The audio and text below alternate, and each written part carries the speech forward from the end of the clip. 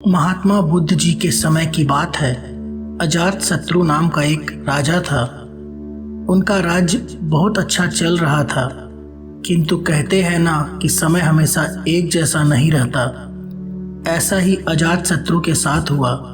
राजा कई मुश्किलों से घिर गए और उन मुश्किलों से बाहर नहीं निकल पा रहे थे। उन्होंने कई युक्तियां अपनाई, लेकिन असफल रहे। एक दिन उनकी मुलाकात एक तांत्रिक से हुई। राजा ने तांत्रिक को अपनी मुश्किलें बताई। तांत्रिक ने राजा की बातों को ध्यान से सुना, फिर उसने एक उपाय बताया। तांत्रिक ने कहा, आपको पशु बलि देनी पड़ेगी, तभी आपकी मुश्किलों का समाधान होगा। पहले तो राजा काफी सोच विचार में पड़ गए, लेकिन उन्हें जब कोई भी रास्ता नहीं दिखा तो उन्होंने तांत्रिक की बात मान ली। एक बड़ा अनुष्ठान किया गया। पशुओं को मैदान में बलि देने के लिए बांध दिया गया। संयोगवश उस समय महात्मा बुद्ध राजा के नगर में पहुंचे। वे उसी स्थान से गुजर रहे थे जहां पर राजा ने अनुष्ठान कराया था।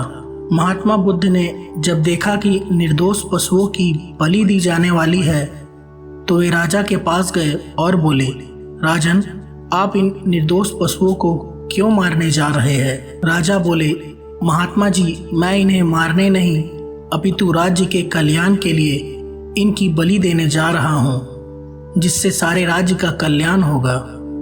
महात्मा बोले, क्या किसी निर्दोष जीव की बलि देने से किसी का भला भी हो सकता है? थोड़ा सा रुककर महात्मा बुद्ध ने जमीन से एक तिनका उठाया और राजा को देते हुए बोले, इसे तोड़कर दिखाइए। राजा ने तिनके के 2 टुकड़े कर दिए। बुद्ध बोले, इसे अब पुनः जोड़ दे। राजा बोले, महात्मा जी, यह बात कैसी कर रहे हैं आप? अब कोई भी इन्हें नहीं जोड़ सकता।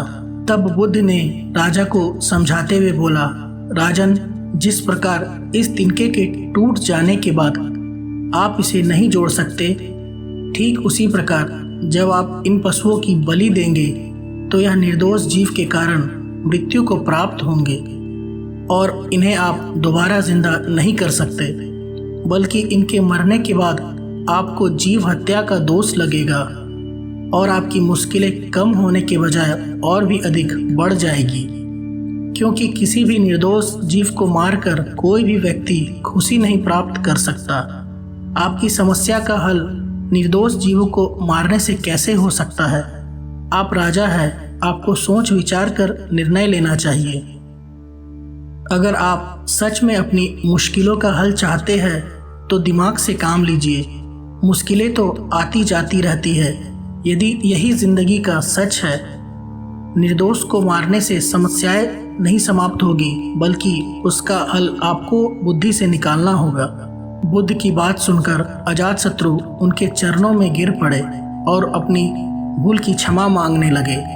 अजातशत्रु ने ऐलान करा दिया, अब से उनके राज्य में किसी निर्दोष जीव की हत्या नहीं की जाएगी।